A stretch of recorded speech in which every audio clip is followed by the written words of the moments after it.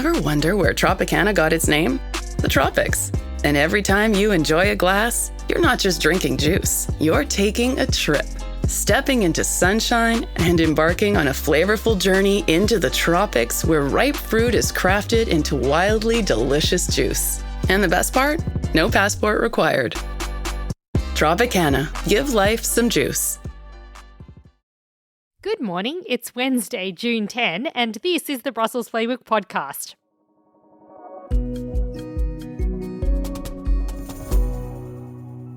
The vibe in Brussels today is K-pop diplomacy. That is not a vibe. Again, Zoya, that is not a vibe. Oh, Dionys. He does it again. The vibe in Brussels today is K-poppy, as South Korea's president arrives for a summit that starts with soft power and quickly gets to chips, trade, defence and China. Also on the pod, European Commission President Ursula von der Leyen is tightening her grip on yet another strategic file, this time it's defence. And the European Parliament's Football Cup delivers some peak Brussels drama on the pitch and off. Can't wait. I'm Zoya Sheftalovich, and with me today is Senior Politics Editor Ian Wishart. Hey, Ian. Good morning, Zoya. Who are you into, BTS or Blackpink? Is that like the emission trading scheme? No, it's K-pop groups. You Nope. lost me already. Whoosh. What's that, like a breakfast cereal? It is not a breakfast cereal. They are some of the biggest K-pop groups out there. Mm-hmm. Did you know Commission President Ursula von der Leyen is apparently a fan? No, I bet she's not. Well, she pretends to be on the internet, as we all do. She posted a video ahead of today's EU-South Korea summit here in Brussels, in which she was apparently listening to K-pop while she was getting ready. Yes. Well, should we talk about the serious aspect of this? It's the South Korea EU summit today. Do you want to tell us why this is quite significant, Zoya?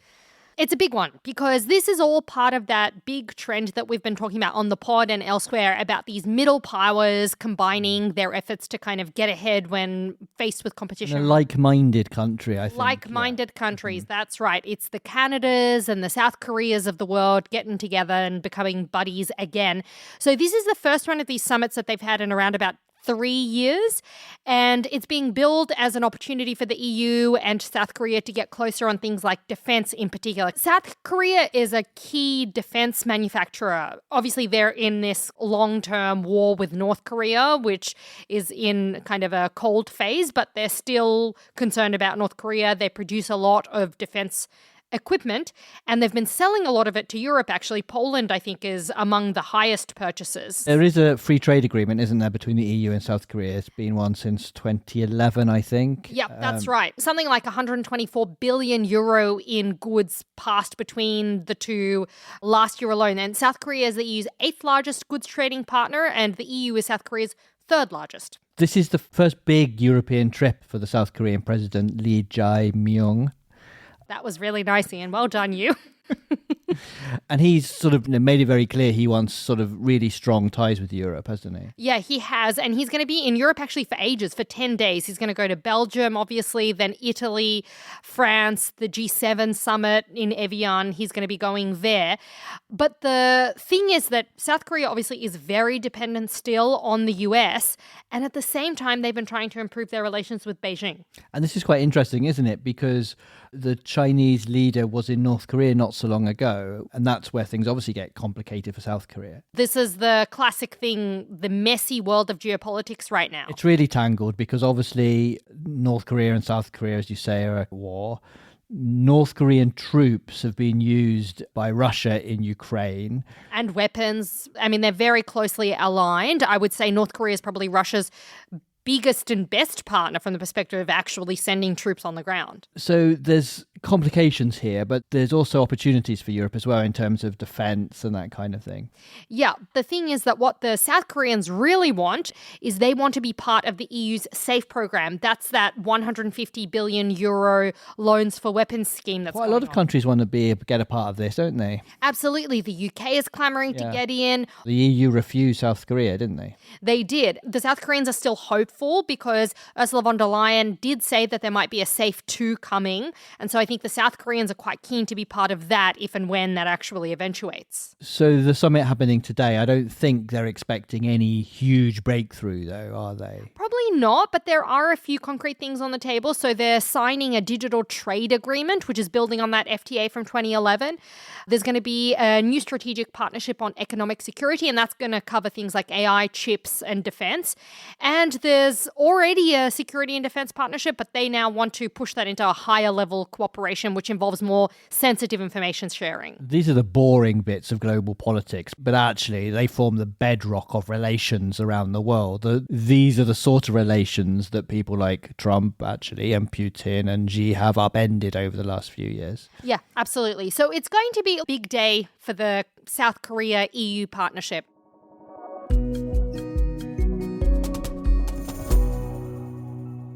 Zoya, should we talk about some things closer to home? Let's do it. European Commission again, and well, you know more about this than I do, but there's a big report coming out, a big strategy document. It's about defence, and normally it's been done by the External Action Service, the foreign policy wing, but this time it's being drawn up by people actually working for the Commission under von der Leyen, the Commission President. Yeah, that's right. This is the European security strategy. And when you hear about a strategy like that, you would expect it to be the diplomats doing it, or maybe even the Defence Commissioner, Andreas Kubilius, who might have a hand in it. But no, Ursula von der Leyen, and this is something we've seen over the course of her second term in office and her first term as well, she is really consolidating all of those super important strategies, papers, etc., in her own hands. And this is one of the ways in which she's doing that. So it's super interesting. The drafting process is being driven by a couple of senior officials who are closely aligned with von der Leyen. They're in her cabinet, particularly Simon Mordu and Arno Molinar. Two of the observations people have about von der Leyen's commission is that she likes centralisation as one, and the second one is she's not too keen on the External Action Service. This sums that up. It's come to me, let's do everything on my watch, under my jurisdiction, and let's leave something that's traditionally been the EAS to do other stuff. Yeah, and the other stuff that they're going to be doing is like this more technical role focused on treaty provisions and legal aspects, but not really shaping that strategic overall vision. I think you're absolutely right. This is part of that whole rigmarole that's been happening over the past few years. Does that matter, do you think? I mean, we get asked quite a lot, don't we? And you do, particularly when you go and speak on panels, what is this commission about? What's its reputation? This is a really good example of that. Yeah, I think you could probably sum it up with, if you want things done right, then do them yourself. I think that's probably the Ursula von der Leyen motto. People criticise her a lot for that very thing, and the critical way of looking at it is it's control freakery, it's a power grab. But on the other hand, her allies would say, no, she actually wants things done properly. Yeah, and she is very effective. You can say what you want about Ursula von der Leyen, but she certainly gets things done. She gets things across the line with a lot of these things. We've discussed before how particularly the European People's Party, von der Leyen's party, the centre-right party, actually would quite like the EAS not really to exist, or at least to come within the Commission completely. I don't think they can really. Do you need treaty change to do that? I'm not sure, but you certainly would need a big decision. But this is kind of doing it by 1,000 cuts, isn't it? By very subtly bringing the work the EAS would normally do under the Commission. Yeah, I think this is the sort of thing where it would be very difficult to get rid of the EAS. It's a large organism. It involves a significant amount of effort to get rid of it. But if you take away all of its power and if you take away all of its best staff, which is the other thing that the EAS accuses von der Leyen of doing, of taking some of those best people as well. Exactly, some of the best people. And Simon Mordu being an example of someone who was at the EAS and now is squarely in the Commission President's cabinet. I think it says a lot about the power dynamics in Brussels, doesn't it? Yeah, it does. And in any case, look, there have been several things like this lately. I mean, we haven't talked about it on the pod yet, but we will talk about it now. Let's talk about the appointment of the special AI envoy by von der Leyen. That was Siemens chair Jim Hagman-Snabb, and he's going to be reporting directly to von der Leyen rather than Verkunen, who is the tech executive vice president. She's the big boss in the Commission of Tech, but instead von der Leyen chose the person to take this pretty key role, considering how important AI is going to be going forward. And there have already been super violent complaints about that. I guess this does have particularly significant ramifications for lobbying and that kind of thing. We know how important lobbying is in Brussels. Say if you're in the technology sector, you don't know if you're going to the technology commissioner, because something that's actually quite important is being done under the von der Leyen office. That has really big consequences if you're a business knowing what to do. Yeah, definitely. And if you're a member country, if you're an ambassador and you're trying to figure out like what's the direction of travel, and this is the thing, like EU countries also have an issue with this centralization of power, so to speak. Firstly, because it means that a lot of power is concentrated in one pair of hands, so it's more difficult for them from that perspective. They like to have a bit more of a divide and conquer approach sometimes. And also they feel like they don't have as much influence. They don't have enough say because things are directed very heavily from the top in this way. Well, so I'm sure we will speak about this again, the power dynamics and the shifting areas of power within Brussels. But this is another good example of that for people who are particularly interested in the way that the institutions work. Yeah, absolutely.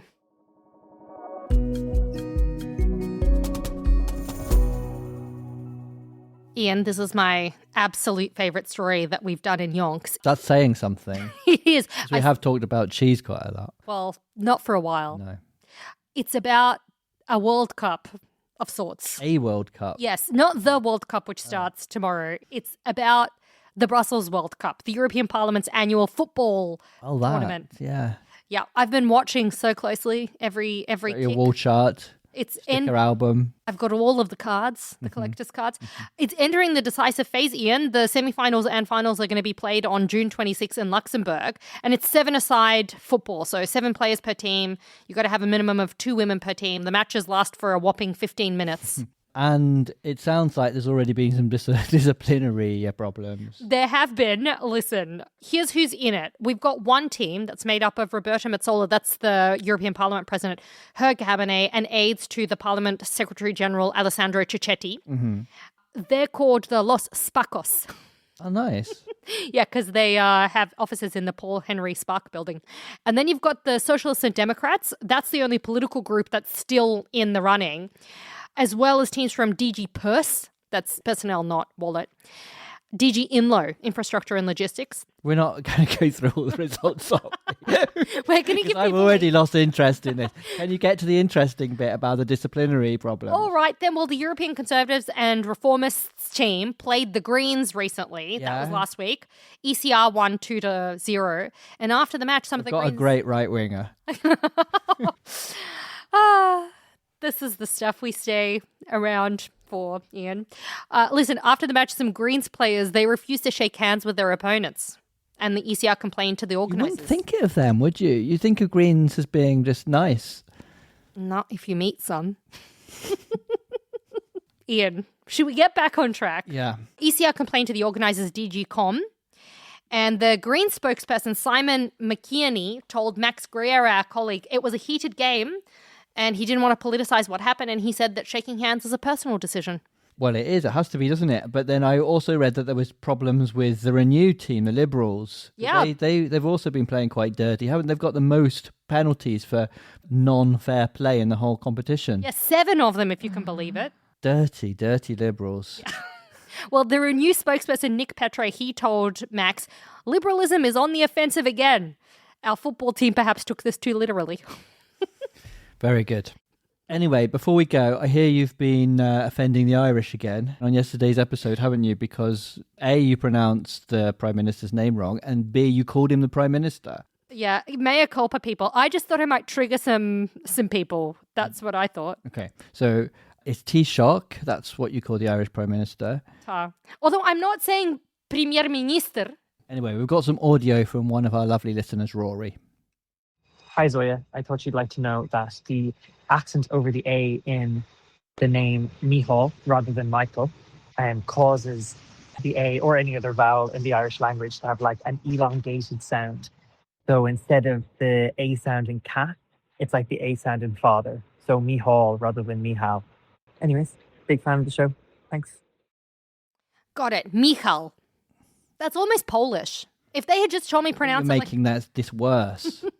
Why don't we ask people to WhatsApp us with the one thing that annoys them in Brussels about what people of a different nationality does or how they pronounce things?